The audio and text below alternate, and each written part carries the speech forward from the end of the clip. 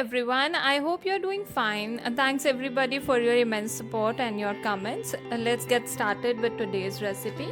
What we are going to prepare today is called appam. It's healthy, nutritious, and I'm sure it would be relished by everyone in your family. So let's get started. For this, you don't need any fancy ingredients, and the preparation time is about 30 minutes. Put half kg curd in a big bowl, then add about 500 grams of suji to it. Give it a good mix. Keep on mixing until you get a smooth mixture. Make sure you add suji in portions so that you can mix it easily. Just keep on mixing. Give it a good mix. The more you mix, the more soft and spongy appam you will relish. Add a pinch of baking soda to it. Now it's time to add some water, about 1 cup. Just stir it gently to get the required consistency. As we have mixed it well, let's keep it aside and let it rest for about 20 minutes. For appam tadka, heat 1 tablespoon of oil in a pan. Add 1/4 tablespoon of mustard seeds to it. Let it sputter. Now add 2 to 3 pinches of hing to it. Add 1/4 tablespoon of jeera, followed by a spoon of chana dal and then same amount of urad dal. Stir it occasionally.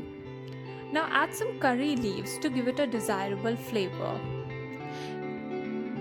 If you want to make it little spicy, add a chopped green chili to it. Now it's time to add some veggies. Add 1 small chopped onion. Saute it for 2 to 3 minutes. Stir it at regular intervals. Now it's time to add a chopped tomato. Cook it for 2 to 3 minutes. Now it's time to add 4 to 5 chopped beans, a small size chopped capsicum, and last but not the least, a small chopped carrot. Keep stirring it occasionally. Just cook it for 2 to 3 minutes. Now it's time to add spices. Add about 1/4 tablespoon of salt or as per taste, 1/4 tablespoon red chili powder, and same amount of turmeric powder. Now just cook it for a while. Just keep on stirring until all the veggies get softer. As you can see that our appam tadka is ready and good to go. The batter that we kept aside for around 20 minutes, as you can see that it has fermented well. Now what you need to do is just whisk it for another minute or so to get a smooth batter. As the consistency is good, let's add appam tadka to it.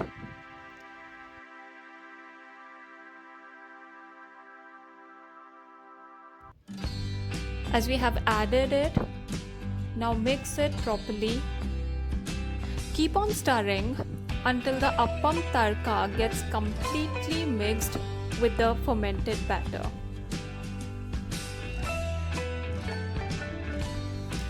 Now add 1/4 tablespoon of ENO to make it soft and spongy. Just mix it well. Check its consistency, it should be like this. Now preheat a appam tawa for about 2 to 3 minutes. Grease all the molds. Now fill the molds with the batter. Time to cook it. One by one, just fill all the molds. If you haven't seen such a tawa before, this is appam tawa, which is easily available nearby, so you can buy it. As we have filled all the molds, now it's time to cook it on a medium flame. Just cook it for 1 to 2 minutes. Then cover it for about a minute. After a minute, take off the lid. It's time to flip. Just flip all the appams one by one to cook other side for about a minute. As we have flipped all the appams, now let's make sure that the other side is also well cooked. Cover it for a minute. After a minute, put off the flame, take out all the appams in a serving dish. and you can serve it with a coconut chutney or any other chutney of your choice. As you have seen that the whole process of this recipe is quite easy and quick as well. Now enjoy this delicious and yummy treat with your loved ones. Thanks for watching. See you soon with a new recipe.